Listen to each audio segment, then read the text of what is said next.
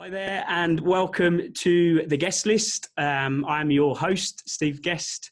Welcome along for this episode. I'm genuinely excited for having this guest on the show today, and to get you to a point of the understanding perhaps where the relationships come from. I put a post out to my network to ask who I should be speaking to, who I should be talking to, who has an inspirational story to tell. And this lady was put forward to me. We had a conversation a couple of weeks ago. And if I'm honest, we had to cut the conversation short because I think we could have talked for hours. So I'm genuinely excited to have this guest on today. I'm going to run through the bio first and foremost, and then we'll get the introductions underway. So the person today is the founder of the award-winning business Pace Development. She's a certified and practicing personal performance and leadership coach, working with entrepreneurs, leadership teams and professionals from a range of industry sectors, including the recruitment industry. She helps them to find their edge, unlock the big stuff they're made for, and enable them to optimize their performance without holding back and without burnout. Prior to this, this person held a range of executive leadership, director and senior management positions in industry, including marketing and sales. She's an MBA and a BA and is the UK's first and only certified neurosculpting facilitator, which includes think brain training, rewiring, performance optimization, flow and meditation all in one. That's a tongue twister if ever I've had to say one. She's a certified coach with distinction, certified DISC practitioner and a CMD trained image consultant. This person also judges for the UK Business Awards, a visiting lecturer at Manchester Metropolitan University's Fashion Institute, keynote speaker, Institute of Leadership and Management, and contributor to the Institute of Leadership and Management Edge publication. She's also the originator of the Mojo Method and Mojo Membership, a movement, community and membership for people who want to earn more, achieve more and believe in themselves. Jo Britton, lovely to have you on the show. Welcome along. Thank you so much. Wow, what an introduction that I gave you, Steve. I know. And so many words in there trying to trip me up along the way as well. I mean, that's some bio. That is some bio. So give us a bit of an overview. So you've worked at senior executive level. So you've lived the high flying, numerous hours a week job role, and you've progressed to where you are now. Just give us a bit of an overview in terms of that progression and perhaps the journey that was involved. Oh, if I go really, really way back, my journey in sales and business development actually started in telesales, cold calling. Okay. So I did my craft there, like many, many years ago. And it kind of hung around me because every time I went for a new job, that's what people were interested in. If you can cold call, in those days, it was a phone book, rip a page out of the directory, call the Mr. and Mrs. Smiths, try and sell them replacement windows and doors. It was soul destroying, I have to say. However, it was also character building. So that was probably the start of thinking about you need your resilience, through life, through career, which then took me into other sales and business development roles because I must have had some of this kind of resilience. And actually, I discovered, I didn't realise, but I was actually quite good at it. So I progressed into actually the kind of next role really was business development in the manufacturing sector, with no product really, no brand behind what we were selling, no customer base, but I had to knock on MD's doors in manufacturing and sell them this concept of developing their leaders. And we didn't have anything. And I knew nothing about manufacturing at all. And I was probably in my mid-20s there. And so all of these things would come up, this like, well, can I do it?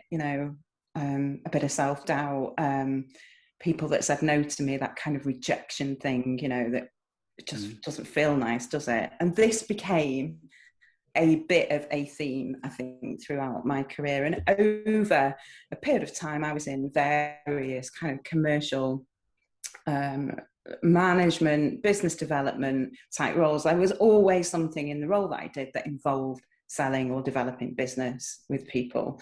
And so you just have to build this kind of resilient spirit, don't you? When you work in, recruitment, it's so challenging, isn't it? It's, day after day, you have the highs, don't you? When you're in a business development role, it all comes together and you feel amazing and I can do this. And then you have the next minute something falls through. And it's like it's a cliche, isn't it? But it's a roller coaster, isn't it? So anyway, this kind of theme of business development, I was kind of quite good at it. I did various things, ended up actually though in more of a marketing position, progressed through the ranks. But within me, people on the outside would say I was a high achiever. And I'm probably, she's got it all. She looks really confident.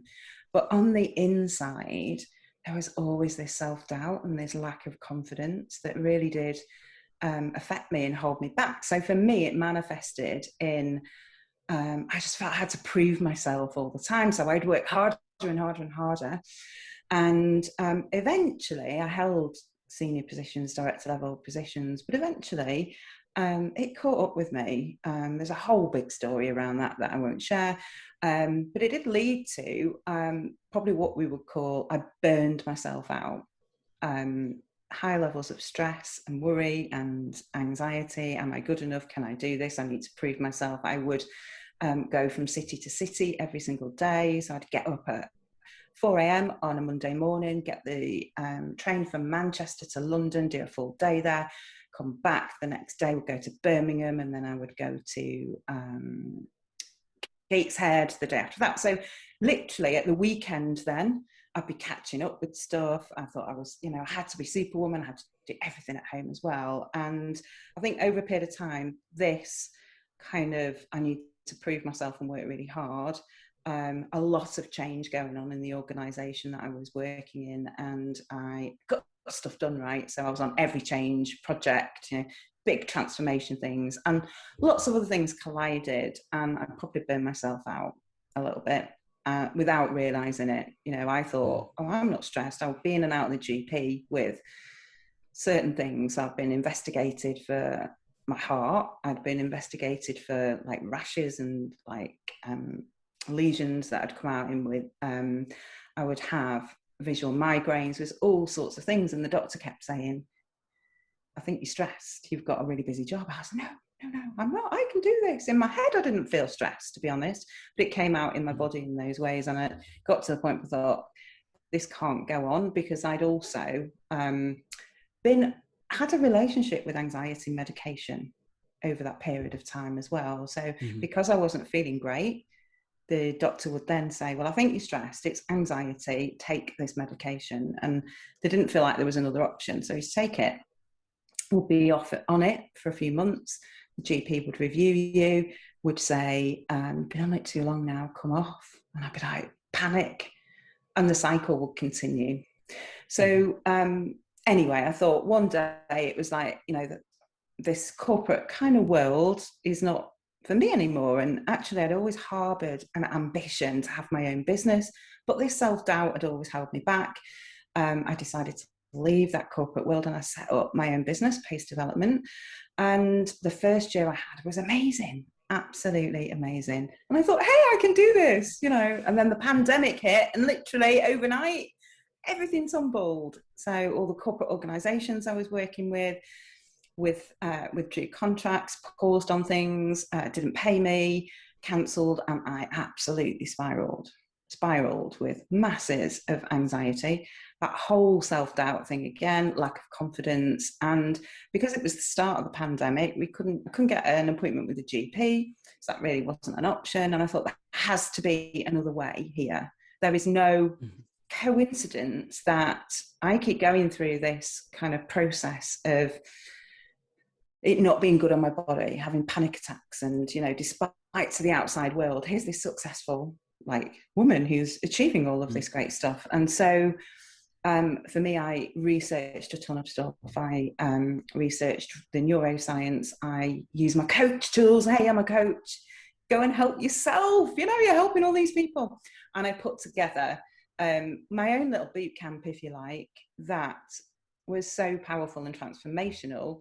At the time, I said I've lost my mojo, and in about 14 days, I got my mojo back doing a whole sequence of things, and that's now become my Mojo Method, and I teach that to other people. And this whole concept of I believe we've all got the capacity within us to achieve the big stuff that we're made for without holding back and without burning ourselves out, when we know how to harness our mojo. So there's a framework that I have around that, and how we can find our edge, which is another framework I have that I work with people on, so that we can do this in an optimal way, and we get to have fun with it, and we get to have it all, if you like. You know, like, there's this thing, oh, you can't have it all. You can have it all, but maybe not always at the same time. So it's about getting clarity and focus. And so there's a whole bunch of stuff that I do there, and it is having totally transformational results with people.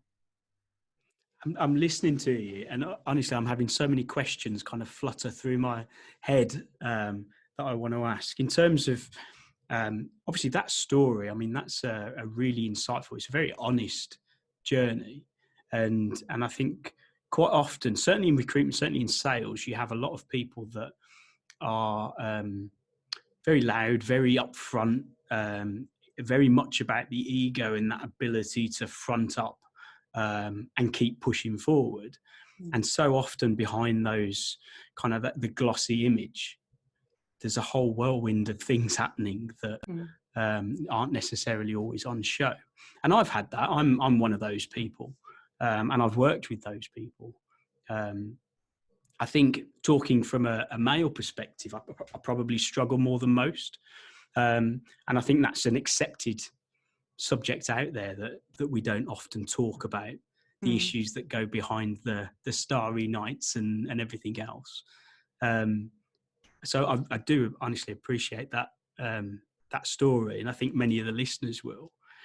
I've got a few questions. So if we start first and foremost, so the mojo, I was talking with mentees this week actually about how do you, when you wake up on a morning and you walk into the office and you just think, do you know, I can't be bothered today. I can't be bothered to make any sales. Everyone's saying no to me anyway. Clients aren't even in the offices. They're not answering the phone. How do I just kind of almost kick myself up the proverbial, to get started and find that motivation? What would you say to someone that came to you and just said, look, Jo, I can't get myself motivated. What do I do?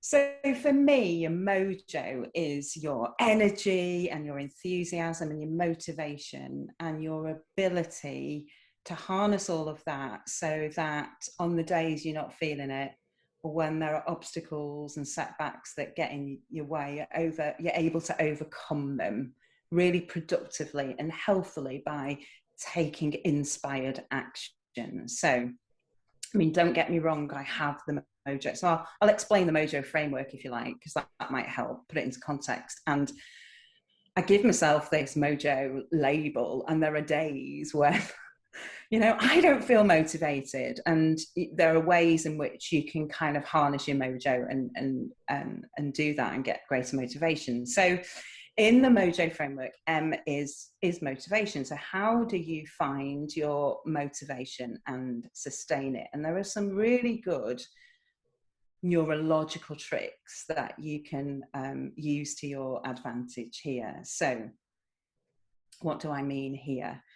We have 3 neurochemicals, neurotransmitters that are involved in motivation, that when we harness, they're doing a dance all the time. When we harness and we find our sweet spot for them, things happen, and it's magic. And we have these 3 neurotransmitters that are dopamine, norepinephrine, and acetylcholine. So I'm not going to go through all of the neuroscience around it. However, it kind of works like this. So if you think about, you might have heard of dopamine, which is like the reward chemical. So when we take a little bit of action however small that is, that gives us a little shot of that reward chemical, dopamine. So when you're not feeling it, take one little small action step. Always be thinking about what is the next step that I can take, because the anticipation of that and that next step gives you that feeling good reward chemical, the dopamine shot. And it kind of works like this. So imagine you're on a diet and it's healthy food only, and you're going to the supermarket to get all your healthy shopping, and you walk to the supermarket, and on the way to the supermarket, next to the supermarket, is this amazing cake shop. So it's got all of this wonderful patisserie in the window. The smells that are coming out of the cake shop are fabulous. You feel tempted, but dopamine is saying to you, walk past the cake shop. Okay? So you walk past the cake shop because you know the reward is, it's the healthy, you know, I'm making progress to the supermarket to get my healthy food. Yeah. Norepinephrine is like the thing that says, choose the healthy food when you're in the supermarket, choose the healthy food. And acetylcholine is the thing that stamps that experience in the brain that you've learned it so that you do it again next time. Now we have these neurotransmitters that are doing a dance all of the time, and they're in a range for us, but everybody's little sweet spot is slightly different, and you will discover what your sweet spot is in terms of motivation and how you can use that. So for instance, people will say, talk about procrastinating and you know, I can't get something done, it's like last minute. And there was a study that was done of teenage boys and girls, and they were given a task to do. And what was discovered when they measured the kind of mix of these three hormones is that for boys, they were high on dopamine. So they actually didn't perform very well in the task they were given unless it was right last minute. They had to like get that kind of, they were fairly relaxed and all of that. Once they had that kind of deadline or something, that sparked their motivation and they performed very well. Whereas it was the opposite for girls. Their level of adrenaline was really quite high. So when they were under pressure, they didn't perform as well. And their motivation dipped. And so what worked better for them was to put some milestones in place and to do something much more slowly. So this is how we're harnessing our neurochemistry around motivation to make it work for us. So have a play with that. Take a tiny bit of action to trigger that dopamine, and think about when do you, so this is part of getting your edge, when is it that you perform at your best? You know, is it really under pressure? Actually, I've discovered that is me. You know, there's so many times where there is something where it's like last minute for me. I'll work really well under pressure, but I kind of thought, I'm a procrastinator. What is it? You know, like I tried other things and it didn't seem to work. Now I'm at peace with that. I do my best work like that. So I motivate myself that way. So you need to think about what other sorts of things that are going to motivate you. So that's M. O is overcoming obstacles. So one of the reasons we don't take action and we don't feel motivated is because all this stuff comes up, doesn't it?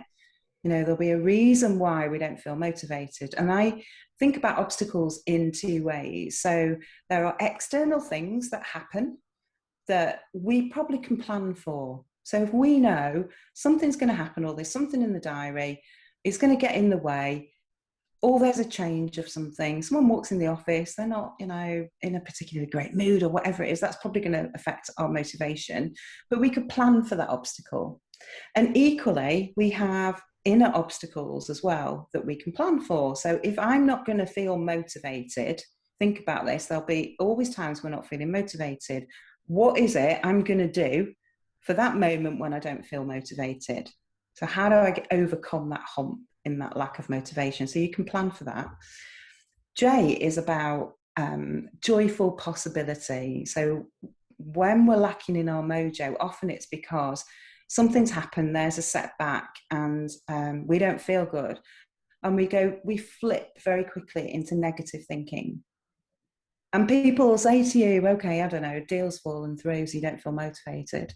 You know, people say, oh, you just have to think positively. And it's like, yeah, don't you think I'm trying to do that? But actually, neurologically, we're not hardwired for positivity. That is a luxury. Neurologically, we are wired for negativity bias, which is there to keep us safe. So we have to learn ways to become more positive.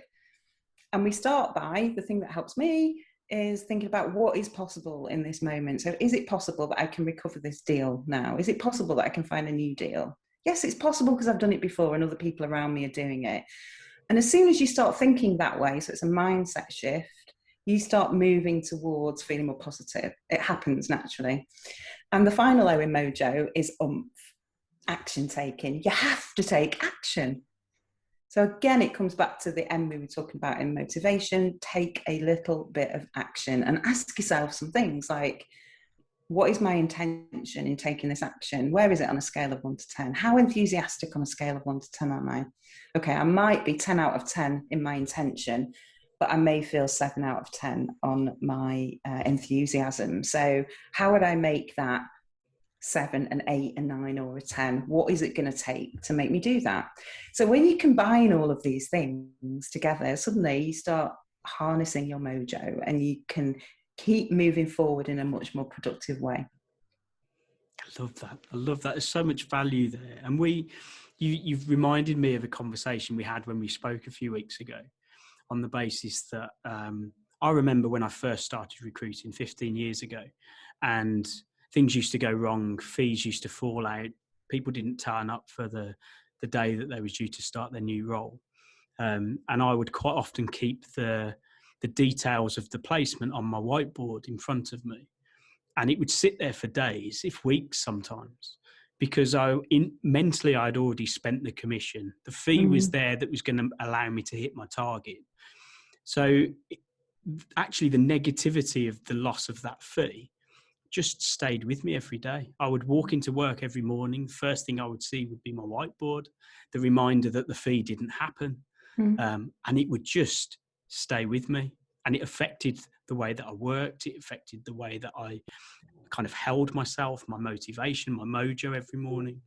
And I think over time, I've just got to learn. I learned it quite quickly, to be fair, probably 6 to 12 months in, that actually the quicker you can remove that negativity and come up with a way to snap yourself out of that. So I used to go outside, have a little scream, or walk around the block, go and grab a posh coffee, whatever it might be, for me to be able to almost reset and start again. Yes. And what you were doing, probably without realizing it, again, was harnessing parts of the brain that are going to help you move forward. So when we hit a setback, so I have 2 characters that I refer to because it just helps explain some of the brain stuff in a really layman's term way. So look, I'm not a neuroscientist or anything like that. So if any of the listeners are, I apologize, but it's the way that it helps me understand this and apply this and helps other people. So what you were doing, I think, in that moment where you walk away, you go for a walk and you have a coffee, is you helping to calm the limbic center in the brain, which is the fear center, the stress center, the part that in the brain keeps us safe and alive. It's, the brain is, that part of the brain is in every moment looking for threats. And if it sees a threat, a real one, like a car hurtling towards us, or an imagined one, like where I'm going to get my next deal from, I'm never going to get, I'm going to fail, all of that kind of stuff, it reacts in the same way, sending all the stress chemicals around the body, preparing us to mobilize, i.e. get out of the way, fight or flight. So the fight-flight center is what it's called. And I refer to this part, midbrain, as Frankenstein. So in those moments where we've had a setback like that, where you've seen, you see like the perceived failure on the board, it doesn't make us feel good. It activates that fight-flight center, feel like we're under threat. Frankenstein, I always say as well, is running amok, but he's not the brightest of people. So he is a life-saving gift when we need him. Absolute life-saving gift. When that car is hurtling towards us, we need to mobilize, get out of the way, and he gives us go juice, sending those vital resources around the body. You know, our muscles contract, ready to kind of fight or flee or whatever. However, in the working world, when we're in, you know, whatever the role is, business development and recruitment or whatever, actually those threats aren't real. They're perceived or imagined. What if I lose my job now? What if, you know, all of that kind of stuff. It still activates Frankenstein in the same way, and he behaves in the same way. So what you were doing in those moments were calming him. So by going for a walk, taking deep breaths, all of that kind of stuff, making yourself feel a bit safer and more secure and stable is the part that limbic brain, it will calm limbic brain down. And when you do that, you can then flip to what I call Einstein, which is our prefrontal cortex, which is all of our best qualities as human beings that we need to perform well. So if I were to ask you, Steve, I know you're married, so you've probably not got one, but a dating profile, what would your I don't have one. Or your CV? It would be in recruitment. For the record, I do not have one. Yeah. Yeah. So let's call it the CV, right? Okay. Yeah. What qualities are you going to put on your CV? Well, I'd say strengths of honesty, integrity, hardworking, loyal, ethical. And then you'd list achievements and things that made you of value to the person you're talking to. Yeah. So Einstein is our prefrontal cortex is our higher executive functioning part of the brain that is involved in, that has all our best qualities as human beings. So these things that you're mentioning, compassion, so compassion for yourself, empathy, the ability to be creative, to problem solve, to be rational, to be logical, all of these things that we need to access. You think about in our roles, when things go wrong, we need to think about this stuff. How do we access problem solving, creativity, all of that stuff? Well, we calm Frankenstein to help shift those resources to our Einstein prefrontal cortex, because there is an inverse relationship. It's like a seesaw in the brain with these neurochemicals going on. Imagine it's like a seesaw.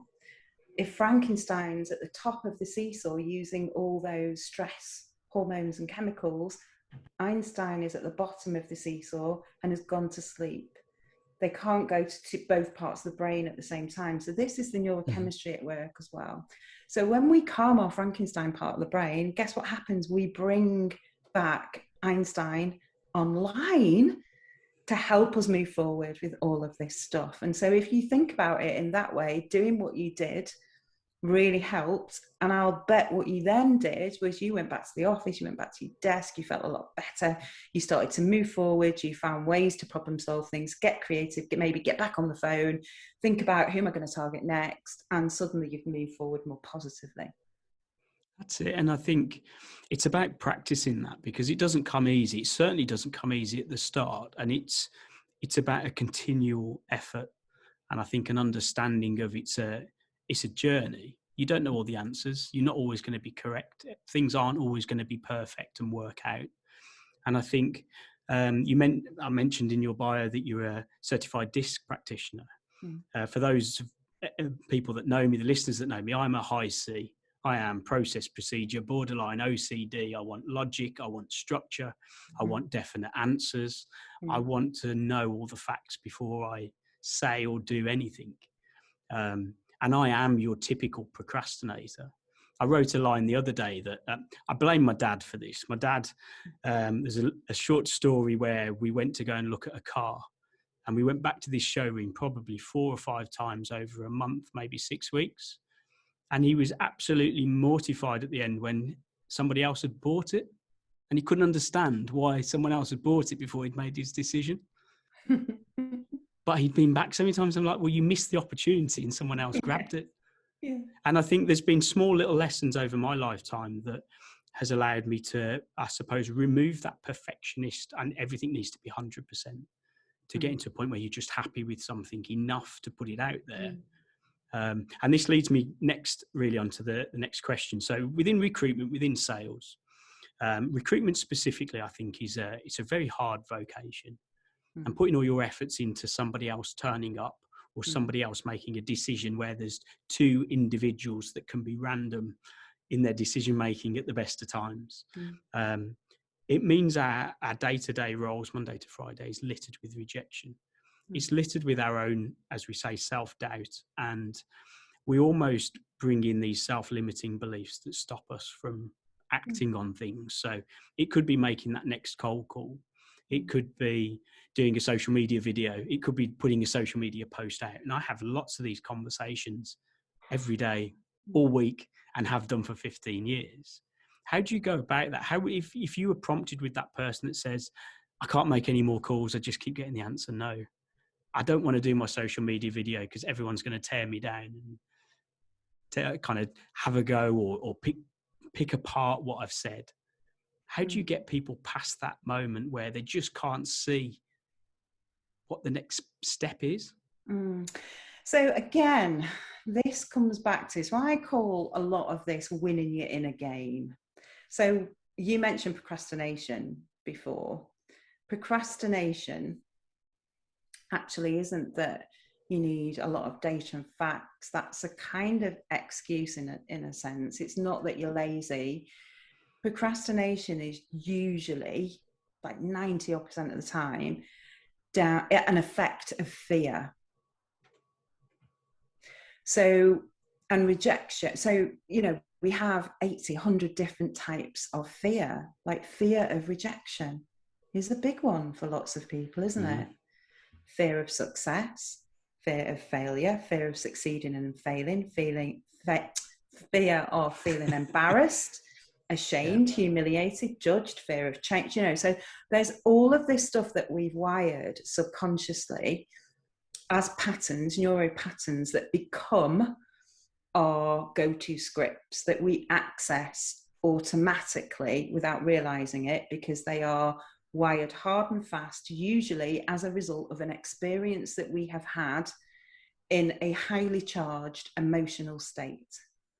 So in a fearful state, generally that is, so the way that we learn, and the brain is a prediction machine. So I don't mean the crystal ball gazing kind of stuff. I mean, the brain works on prediction scripts to navigate the world. So the prediction script being the story, the belief, the thing that we have learned that we access automatically so that we don't have to relearn it.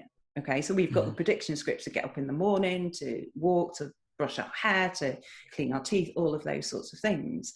In the same way, we will have wired this prediction script or this belief or story. So I call them I am beliefs, you know, and some of those are great ones that propel us forward. And some of them are ones that hold us back, like maybe I'm not good enough, maybe I'm not worthy enough.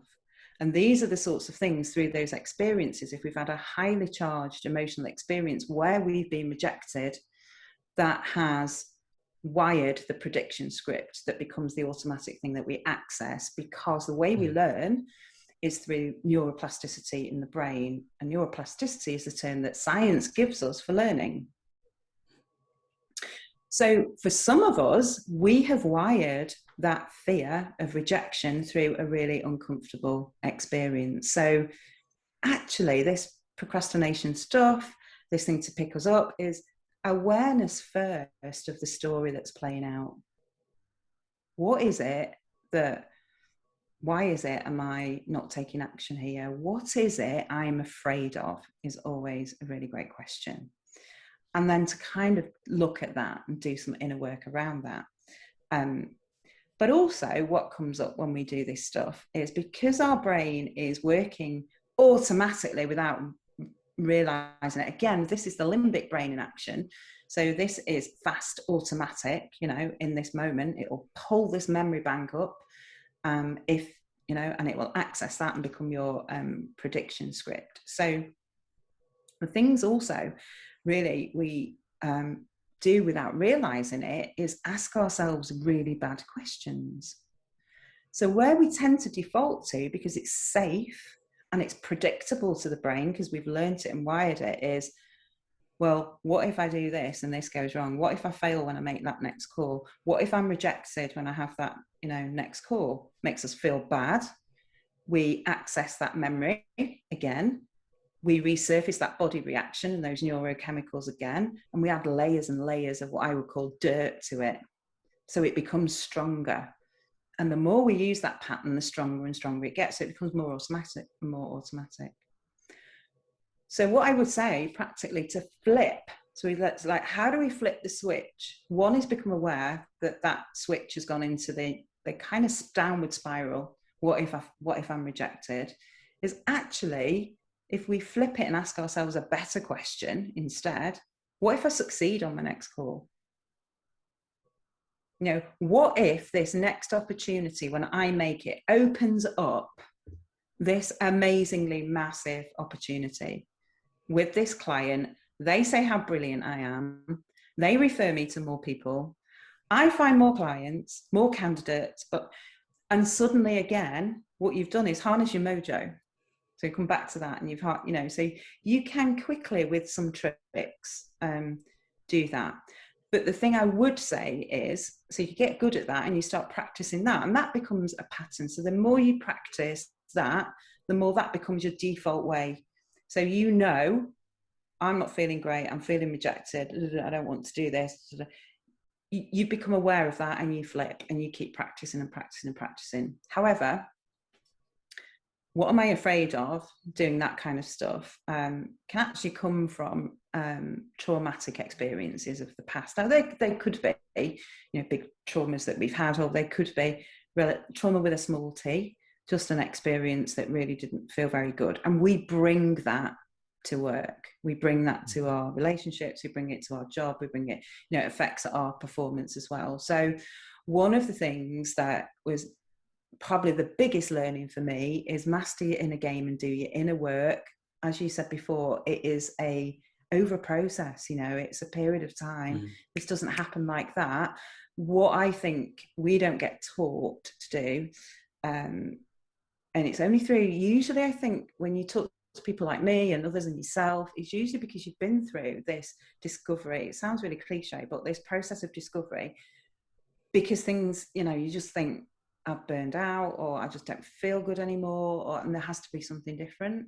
So when you invest in yourself first, that's when change happens. That's when you start improving your performance. That's when you start optimizing your performance. And that's when you can enjoy life as you do it. And that's when you start seeing results like you've never seen before, and you start taking action like you've never seen before. It's so true, isn't it? And a key takeaway there is coming back to that self-awareness. It's that understanding that you're having either negative thoughts, or you're having thoughts that are preventing you from taking that next step. Quite often people will just shut down, in my experience. I can't do this. I can't make these calls. That's it. I'm done. And certainly in recruitment, the average recruiter lasts, 6 months? And that's genuinely down to the levels of rejection, the ability or sense of overwhelm that they just can't do this because they're getting pressures from management, internal colleagues, clients, candidates, effectively not managing the financial side. All these things start clambering around the individual. And they get to a point where actually the easiest answer is just to say, do you know what, I'm done. And actually, if you take it back into its smaller, I suppose, areas of isolation and just concentrate on cold calls, I'm going to take one cold call at a time. Every time I have that thought process about, I can't do this call, or why can't I do it? What's stopping me? What is the what ifs? Why are they really what ifs? Do I really understand what that client's going to say? You don't. And I think it's about training your brain. My experience is, I always think that next call could be the next key client. So it doesn't matter how bad the last call was, how rude they might have been, how I might have interrupted their important business meeting. That's not my fault. But I could come off the call feeling a bit rejected and a bit down. But my thought process is, but the next call is going to be the one. But the next call will be the new one. And it just continues. And in my experience, that's an issue that a lot of recruiters have. And I think what you said there is key to, or will be key to a lot of the listeners that are perhaps in that area. Certainly the last 12 months of the pandemic have not helped with sales calls and business development in any way, because nobody's where they should be. And it makes it that little bit more difficult. Very difficult, very challenging. In terms of the entrepreneurial journey, so we touched on this in a previous conversation, and we had a very honest discussion in terms of my journey, and I've really pushed the boat out the last couple of years. I was honest with you in terms of I ended up in hospital October last year, and it was quite a scary, I suppose, few weeks. I'm still on medication now for high blood pressure and various other things. And I think it was it's not really revelation, it's probably the wrong word, but in terms of me being honest with myself in how I was working, how I was feeling, how I was trying to do everything I could, I think, I suppose, showing my downside, showing my vulnerability isn't something I'm used to doing. Is that something, I assume that's something you deal with your mentees and the people that you coach? What's your kind of stories around that, and how you go about dealing with it? Well, I think it's recognizing, so like kudos to you, sharing openly, because I don't think we talk about this enough, and therefore we think a lot of the time we're the only one, there's something wrong with us. And what we've actually been doing when we get into these states is we've been running our body for so long in this stress state that is not sustainable. So all the Frankenstein stuff I was talking about before, these stress chemicals and hormones flooding the body at an elevated level over a prolonged period of time is setting our body up for bad health, like bigger things. So like issues with the heart, diabetes, all of these things that are not good. I think this is what was happening to me. I was ignoring it and I was running my body in an unsustainable state. So I think, recognizing that actually it's so important. Mind and body are both sides of the same coin, neurologically and neurophysiologically. You can't separate them, because what you think up here affects the body response. So if you are even, and subconsciously, as I said before, accessing these thought patterns, like I feel rejected, or I can't do this, or I'm not good enough, or don't feel confident enough, you're accessing those repeatedly, sending those stress hormones around your body, and you feel it in your body. So for some of us, it may be sweaty palms, it may be tense muscles, it may be headaches, it may be the heart. So for me, it was the heart racing and palpitations and like tightness in the chest. We're not supposed to run the body like that over a period of time. So it's like, if you see an animal in the wild that's under threat, once the threat has passed, what they will do is shake, and it dissipates the stress. And we don't have we're not taught these sorts of tools to regulate the body. And equally, when the body then, so what happened with me was, oh my God, I've got these heart palpitations and tightness here, and I can't breathe very well, and I've got these visual migraines and things like that. Then you worry, and that affects your thoughts as well. So I think, it is super, super important to recognize how mind and body are working together and try and press the pause button a bit on this. And that this is not, this is a grown-up thing to do. This is a strong thing to do when we do it. I see too many, really irritates me, too many of the 5 a.m. entrepreneurs who's like, and I work 20 hours a day and I don't need to sleep. Sleep is the most important thing. Everything starts with sleep, So all this macho stuff that goes on in industry, maybe in recruitment, not just recruitment, but other industries, we're fooling ourselves, because you will burn yourself out. And then when it gets to that point, that's the point where, for too many of us, we've had the life switch, the life-changing moment where it's like, oh my God, what am I doing, right? So really, really be aware of that and reach out to people. So part of my role also with the coaching work that I do, especially for entrepreneurs and professionals, is that harnessing your mojo and your edge is part of it. But sometimes we just feel like we don't have somebody to talk to without blame, shame, or judgment. Because we're always blaming and shaming ourselves and judging ourselves. And what will people think of me if I say this? And if you're an entrepreneur, sometimes it can feel quite lonely. You're running a recruitment business, or you're in a sales team, or whatever. It can feel like you're carrying the weight of the world on your shoulders. And if I say this to my partner or whatever, I don't want to burden them with it. So a big part of the role also that I play is being able to listen to that and help challenge people's thinking in a supportive way. So, without blame or shame or judgment, it just is what it is. However, it is then up to you if you want to do something about it, and take action. And I help guide and, people in the ways that is probably going to help them, because a lot of the time there's a lot of stuff also. We have all these within us, this capacity to be absolutely amazing, when we know how to harness our strengths and talents and skills, and a lot of the time we don't realize we have them. So having somebody to walk by your side and actually be able to raise awareness in you and what these things are helps massively too. So I kind of play that role as well as part of it. So because this helped me too, so there's a couple of other things that help me too, which might help other people, is when you're not feeling great, and sometimes that thing we talked about before, just think positively, or you're around negativity, or even in some organizations, it could be quite toxic. That has a massive draining effect on you, doesn't it? And how you feel, and that affects the body as well. So for me, some other tips that might help people is surround yourself with optimistic people.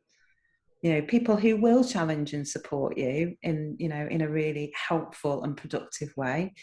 People who are going to lift and support you, people that you can talk to, collaborate with people, connect with them and communicate with each other, because we're social beings as humans. And that's been, I think, also, like, because you referred to the last 12 months as well, and that's been massively hard, hasn't it? Because we've been in lockdown and we've been at best staring at screens, haven't we, with people, and having that's why we're seeing a lot of even higher levels of stress, because we're not able to do the kind of things that as human beings we're supposed to be doing, which is connect with people socially, and also all the stuff like the mask wearing and things like that. It has an effect mentally and physiologically on the body.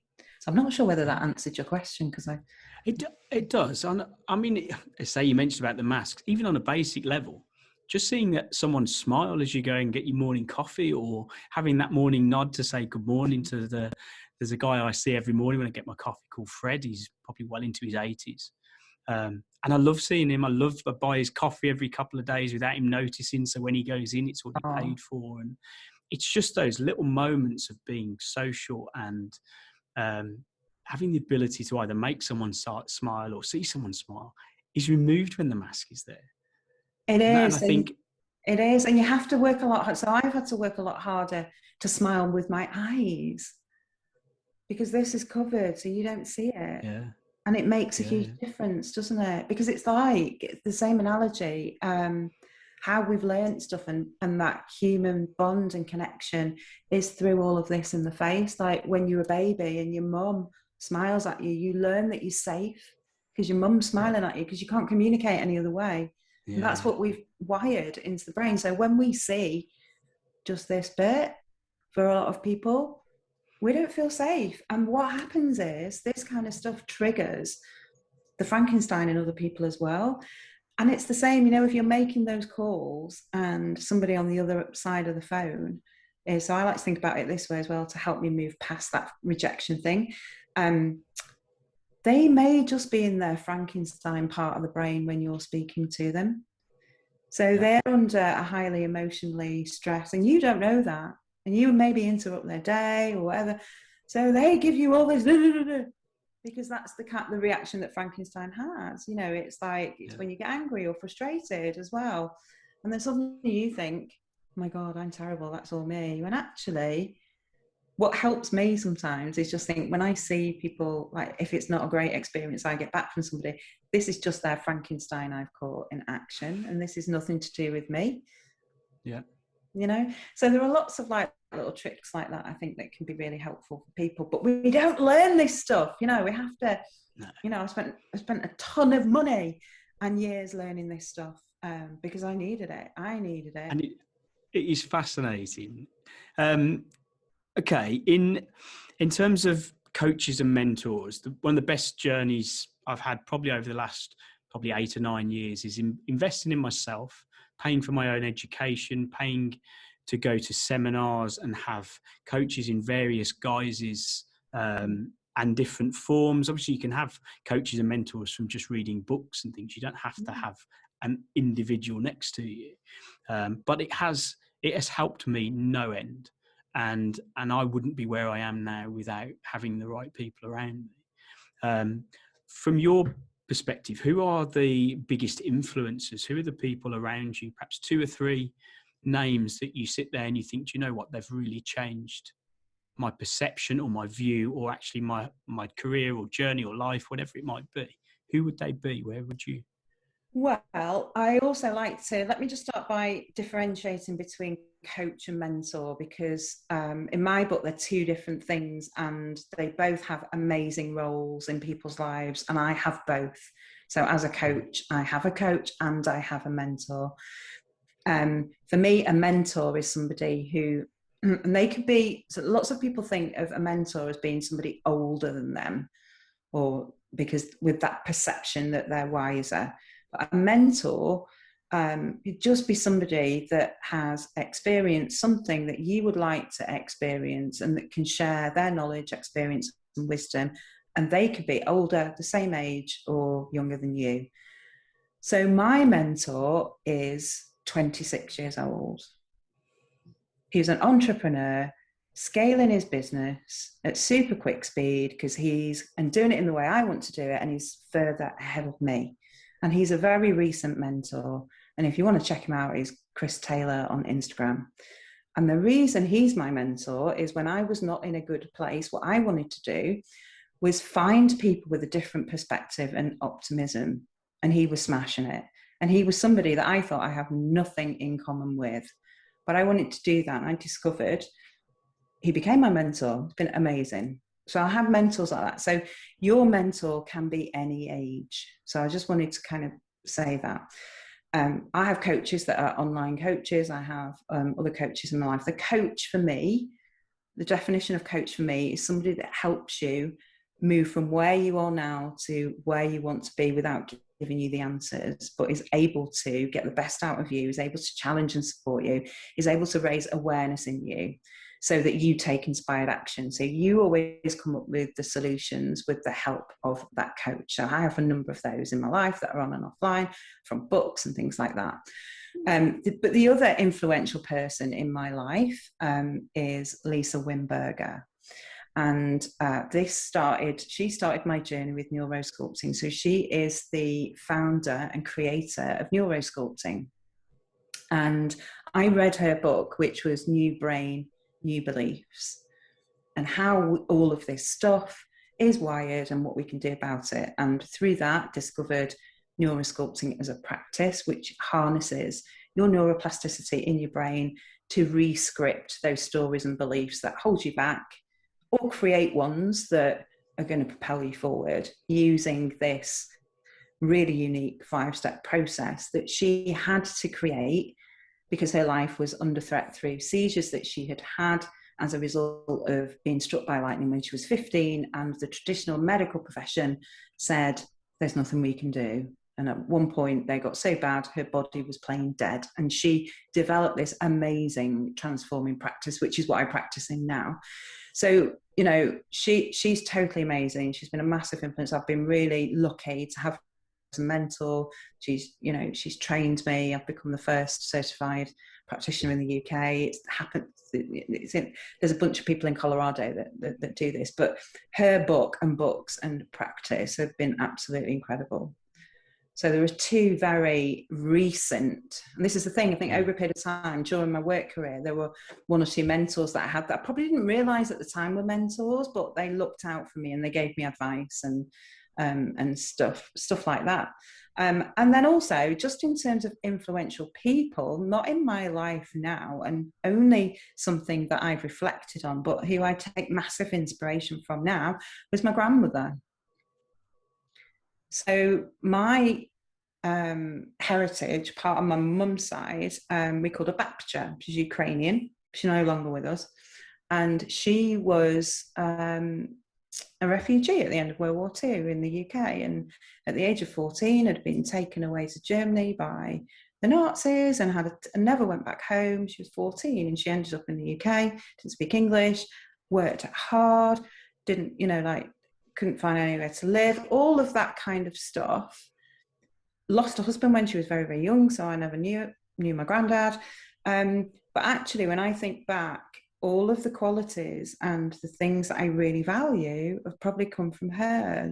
Hard work, determination, being generous with people, whether that's time, and it doesn't have to be money. It could be any of those things, with affection, with love, all of those things. And actually, she was a real influence in my life when I think about it. And it's only more recently I've really discovered that, where we take our values from, because I think that's big and really important.